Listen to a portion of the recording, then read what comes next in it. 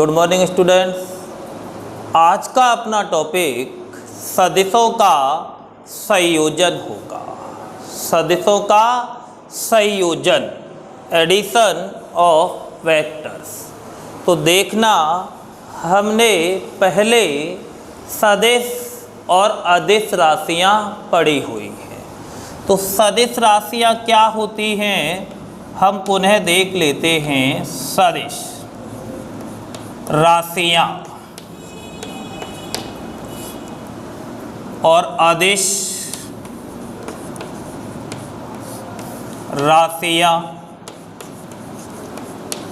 तो देखना ये वे भौतिक राशियां होती हैं जिनमें परिमाण के साथ साथ दिशा का होना जरूरी होता है। तो सदिश की बात कर रहा हूं। सदिशों में परिमाण प्लस दिशा, और अदिश वे राशियां होती हैं जिनमें केवल परिमाण होता है, दिशा का होना जरूरी नहीं होता। परिमाण ही होता है अदिशों के पास, दिशा नहीं होती। तो सदिश राशियों के पास परिमाण प्लस दिशा। परिमाण का मतलब है मान, मैग्नीट्यूड, मान प्लस डायरेक्शन। और इसमें केवल मैग्नीट्यूड ही होता है, परिमाण ही होता है, मान ही होता है, दिशा नहीं होती। हम पिछले वीडियो में देख चुके हैं। अब सदिशों का रिप्रेजेंटेशन हमने देखा है वहाँ। तो सदिशों को एक रेखाखंड द्वारा प्रदर्शित किया जाता है। ये रहा रेखाखंड। इस रेखाखंड ये रहा, देखो, इसका प्रारंभिक बिंदु ये रहा और अंतिम बिंदु ये रहा। अंतिम सिरे पर तीर का निशान लगाया जाता है। ये तीर का निशान सदिश की दिशा को प्रदर्शित करता है और रेखाखंड की लंबाई परिमाण को प्रदर्शित करती है। तो ये जो पॉइंट है, प्रारंभिक सिरा और ये अंतिम सिरा, तीर अंतिम सिरे पर लगा हुआ है।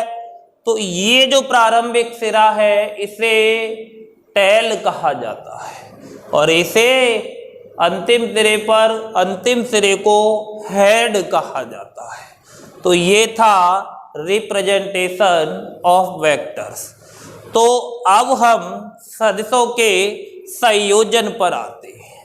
सदिशों के संयोजन में कुछ महत्वपूर्ण नियम बनाए गए हैं। तो उन नियमों पर हम अध्ययन करते हैं।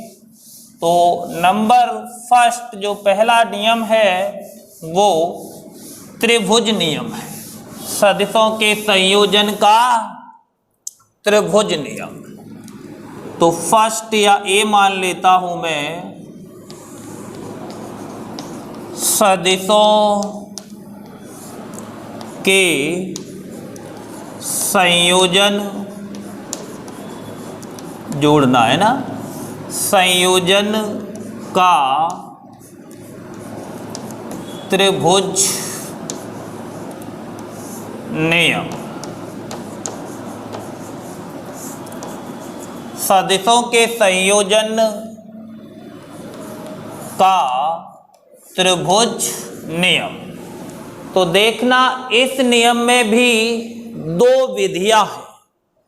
तो फर्स्ट विधि ज्यामितीय विधि,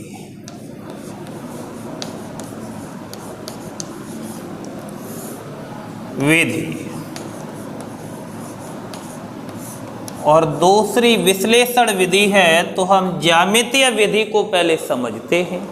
तो ज्यामितीय विधि समझना, परिभाषा जो मैं दे रहा हूं वो ज्यामितीय विधि में दूंगा अभी। तो देखना इस नियम में त्रिभुज नियम में, सदिशों के संयोजन के त्रिभुज नियम में दो सदिशों को परिमाण व दिशा में किसी त्रिभुज की दो क्रमागत भुजाओं के क्रम में निरूपित किया जाए तो तीसरी भुजा विपरीत क्रम में परिणामी सदिश का परिमाण व दिशा को प्रदर्शित करती है। तो मान लो कि अपने पास दो सदिश है, एक सदिश ये रहा P और दूसरा सदिश ये रहा Q। दो सदिश हैं ये और त्रिभुज की दो क्रमागत भुजाओं के क्रम में हैं, तो तीसरी भुजा विपरीत क्रम में, तीसरी भुजा विपरीत क्रम में परिणामी सदिश को प्रदर्शित करती है। तो ये परिणामी सदिश हमने क्या माना है R। तो देखना, यदि दो सदिशों को परिमाण व दिशा में किसी त्रिभुज की दो क्रमागत भुजाओं के क्रम में निरूपित किया जाए, क्रमागत भुजाएं ये रही, तो तीसरी भुजा विपरीत क्रम में परिणामी सदिश का परिमाण व दिशा प्रदर्शित करती है। अब विपरीत क्रम कैसे, देखो यों चले थे यों, तो यों आना चाहिए था, लेकिन ये यों गया, तो क्रम कैसा हो गया विपरीत। हम यों फिर यों, तो अब यों आना चाहिए था, यों नहीं यों आई, तो क्रम कैसा हो गया विपरीत। तो विपरीत क्रम में ये परिणामी सदिश का परिमाण व दिशा दिखाती है। तो R बराबर क्या हो गया P प्लस Q। तो ये तो थी ज्यामितीय विधि। अब हम आते हैं विश्लेषण विधि पर, सदिशों के संयोजन की विश्लेषण विधि। ये विधि महत्वपूर्ण है, तो इसे थोड़ा ध्यानपूर्वक समझना है। सदिशों के संयोजन में जो विश्लेषण विधि है त्रिभुज नियम की, तो वह आते हैं विश्लेषण विधि।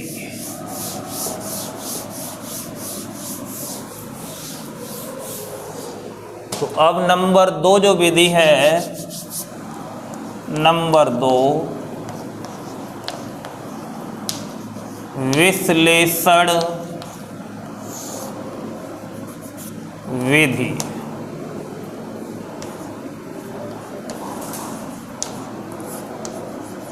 तो समझना आप इस विधि को, दो सदिश हैं अपने पास और त्रिभुज की दो क्रमागत भुजाओं के क्रम में निरूपित हैं। तो एक सदिश ये रहा, जो अभी मैंने चित्र बनाया था वैसा ही चित्र बनाऊंगा, ये रहा। एक सदिश ये रहा जिसे मैं P मान लेता हूँ, P वेक्टर। और दूसरा सदिश ये रहा, ये रहा, ये देखो, जिसे मैंने Q वेक्टर। तो यहाँ से जो परिणामी सदिश है वो विपरीत क्रम में होता है, अभी आपने पढ़ा था। जो परिणामी सदिश है ये रहा,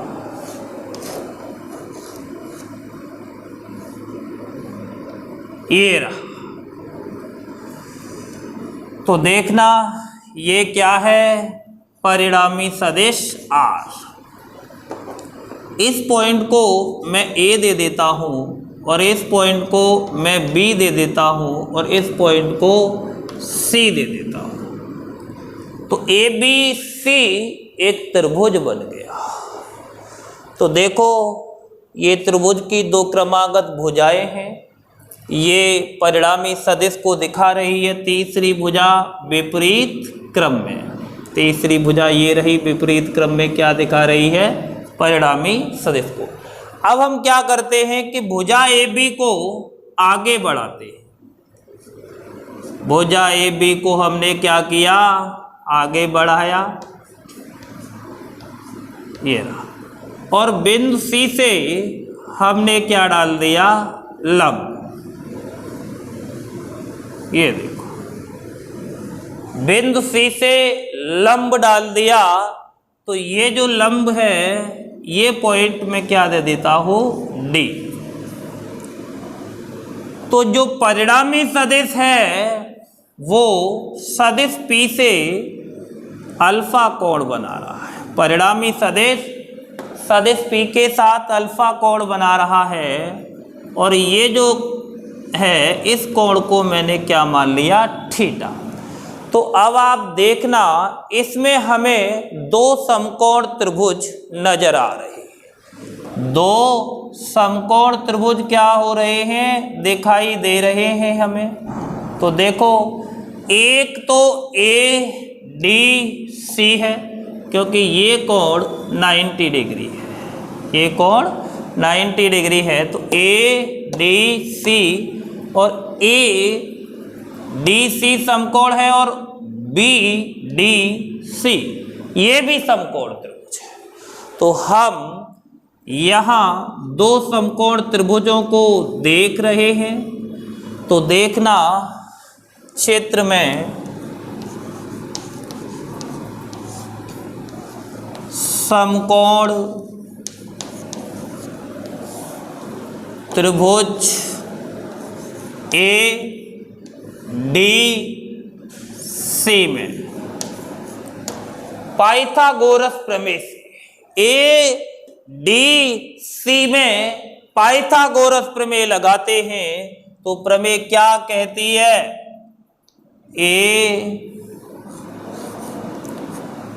AC²।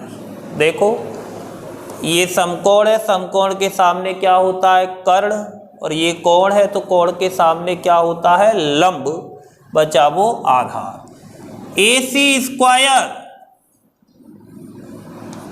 बराबर AD² प्लस DC² या CD², ये रहा। अब आप देखो कि जो AD भुजा है इसे हम दो रूप में लिख सकते हैं। दो, देखना, AB प्लस BD, तो हम इसको कैसे लिख देंगे, AC² बराबर, इसको लिख रहे हैं AB प्लस BD का whole square plus CD²। CD ऐसा का ऐसा, और ये समीकरण क्या आ गया, 1। तो समझ रहे हो, AB प्लस BD किसके बराबर है, AD के। तो ये आ गया। अब अपने पास AC है R, AB है P, BD नहीं है और CD भी नहीं है। तो हम क्या करते हैं, अब त्रिभुज BDC में, BDC में ये भी समकोण त्रिभुज है BDC, तो इसमें cos थीटा रखते हैं। cos थीटा बराबर क्या होता है, देखो, आधार बटा कर्ण। तो cos थीटा आधार बटा कर्ण BD अपॉन BC। अब BD अपने पास है नहीं, चाहिए ये भुजा BD, और BC का मान कितना है, Q। यहाँ ये रहा Q, तो इसमें साइन कॉस टेन में परिमाण आता है, तो इस सदिश Q का परिमाण कितना है, Q। तो Q लिख दिया। तो BD बराबर क्या आ गया, Q cos थीटा। ये समीकरण क्या हो गया, 2। अब हम इसमें साइन थीटा रखते हैं। साइन थीटा बराबर इसी त्रिभुज में BDC में साइन थीटा लंब बटा कर्ण, लंब कितना है CD और कर्ण कितना है BC। CD हमें चाहिए और BC कितना है Q। तो आप देख रहे हो कि CD बराबर क्या हो गया Q sin थीटा। ये समीकरण क्या आ गया 3। अब हम क्या करते हैं, समीकरण 2 व 3 का मान 1 में रख देते हैं। तो मैं ऐसे लिख देता हूं समीकरण 1, 2 व 3 से। समीकरण 1, 2 व 3 से। तो एक ये रहा AC²। तो AC कितना है अपने पास R, परिमाण लूंगा मैं। तो AC² R का क्या हो गया स्क्वायर बराबर। अब देखो AB कितना है उसमें P और BD कितना है, BD कितना है Q cos थीटा। तो इसका क्या हो रहा है होल स्क्वायर। तो होल स्क्वायर प्लस CD कहाँ है, देखो ये रहा कितना है Q sin theta, Q sin theta. और इसका क्या करना है होल स्क्वायर। अब R² बराबर A प्लस B का होल स्क्वायर से इसे खोलोगे आप तो ये होगा P² plus Q² cos² theta plus 2PQ cos theta plus Q² sin² theta. तो A² plus B² plus 2PQ cos theta. तो यहाँ ये स्क्वायर है, ये हो गया। अब हम क्या करते हैं, देखना Q² cos theta, Q² sin theta, इसमें Q कॉमन आ रहा है, P² Q²। तो Q cos थीटा, देखो यहाँ क्या बचा cos² थीटा और यहाँ से Q² बाहर गया प्लस sin² थीटा। और ये ऐसा का ऐसा 2PQ cos थीटा। अब देखो ये जो कोष्टक में है cos² theta plus sin² theta का मान कितना होता है 1। तो हम यहां से इसे गायब कर देते हैं। तो क्या बनेगा परिणामी सदिश का परिमाण, देखना आप यहां से R² बराबर P² plus Q² plus 2PQ cos theta. ये आ गया, देखो ये वैल्यू क्या हो गई 1। cos² theta plus sin² theta बराबर क्या होता है 1। तो R बराबर क्या आ गया √ P² Q² 2PQ cos theta. तो ये फाइनल रिजल्ट आ गया। तो समझना आप ये परिणामी सदिश का क्या आ गया परिमाण। परिणामी सदिश R का क्या है ये परिमाण, परिणामी का परिमाण। अब हम पुनः त्रिभुज ADC में चलते हैं। तो देखो पुनः त्रिभुज ADC में, ADC यहां हम tan अल्फा लगाते हैं। ये रहा कोण tan अल्फा। tan थीटा क्या होता है लंब बटा आधार। तो लंब कितना है CD और आधार कितना है BD, नहीं आधार इस त्रिभुज में AD। तो कितना आ गया AD। अब ये हो गया CD अपॉन AD को दो भाग में लिखना है, AB प्लस BD।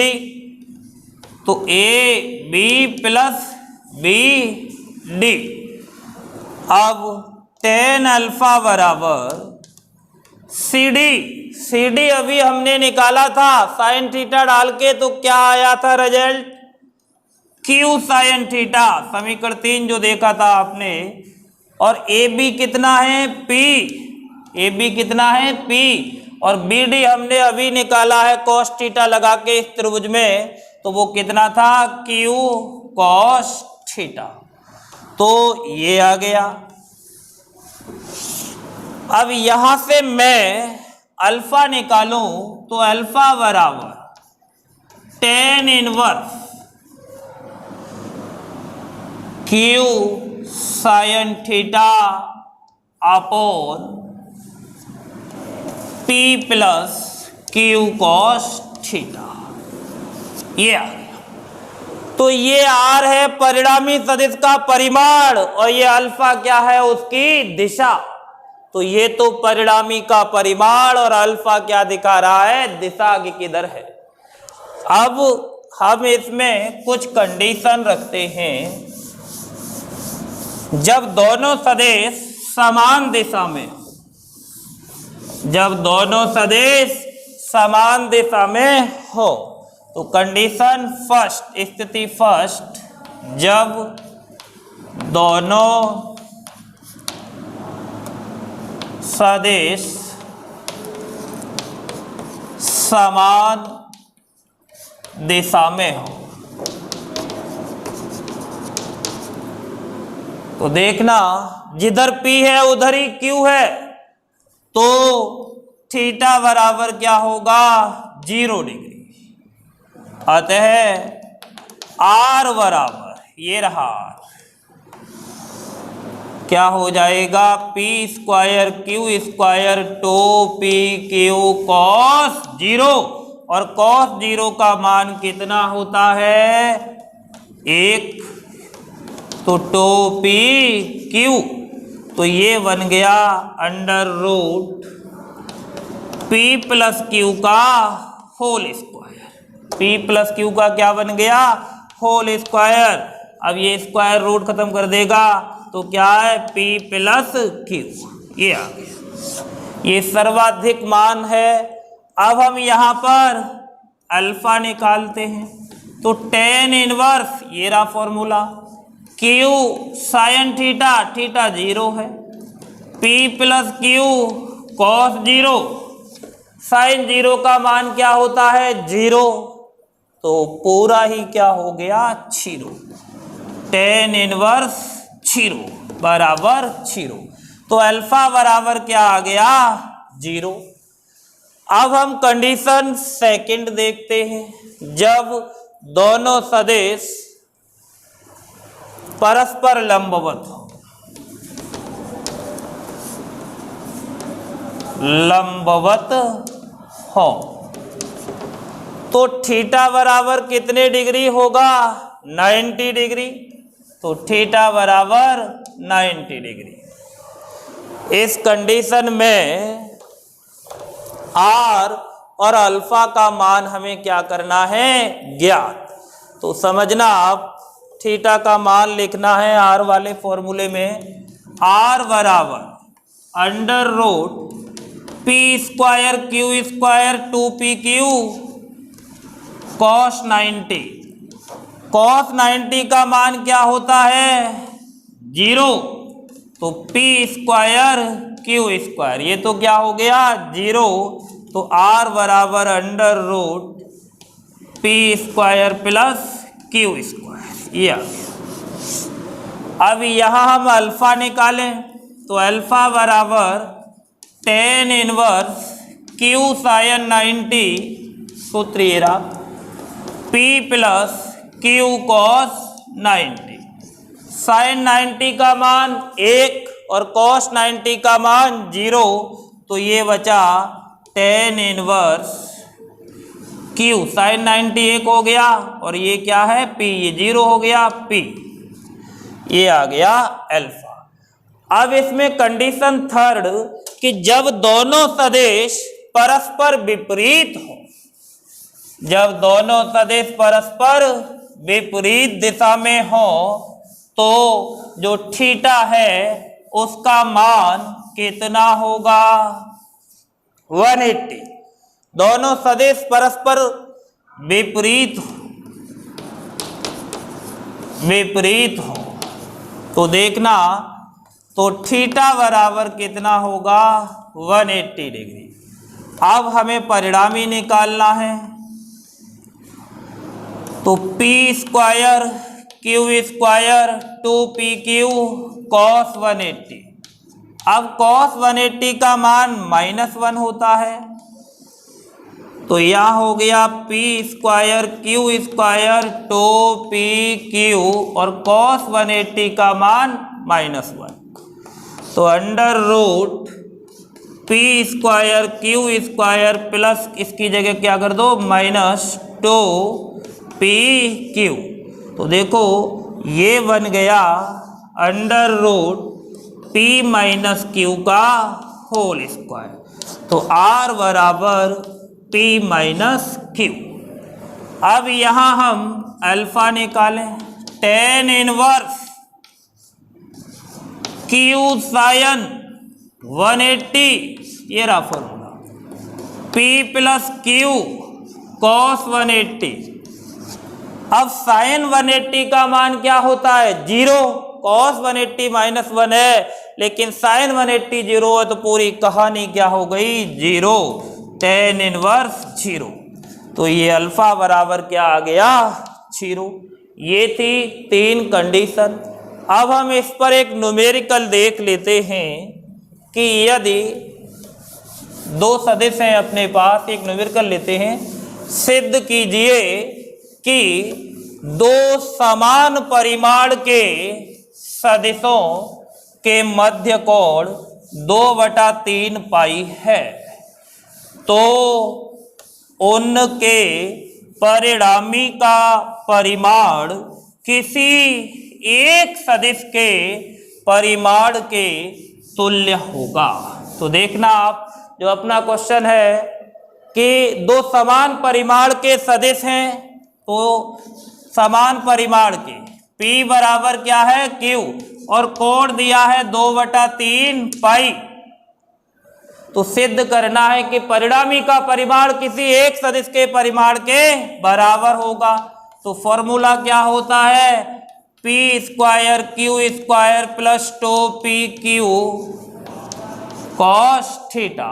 अब ये जो कोण है इसे 2/3 और हम पाई को क्या लिख दें? 180। तो ये कैंसिल हो गया 60 और ये रिजल्ट कितना आ गया? 120 डिग्री। तो देखना हम यहाँ लगा दें P square Q square 2pq cos 120, और cos 120 का मान कितना होता है? अब P बराबर क्या है? Q, तो मैं यहाँ लिख देता हूँ P square Q square, Q की जगह भी क्या लिख दिया? P, तो Q की जगह P 2pp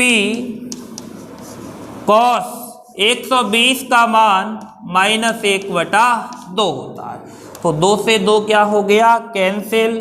क्या बचा? P स्क्वायर और P, इसको लिख देता हूँ मैं 2p स्क्वायर, 1 और 1 2, और ये देखो ये इसने 2 काट दिया, तो अब ये माइनस चिन्ह है, तो -p स्क्वायर। तो ये 2p स्क्वायर और ये p स्क्वायर, तो बचा क्या? Under root p square. तो जो फाइनल रिजल्ट बचा r बराबर p। तो देखो आप, समान परिमाण के सदिशों के मध्य कोण 2/3 पाई है, तो उनके परिणामी का परिमाण किसी एक सदिश के परिमाण के तुल्य है। धन्यवाद।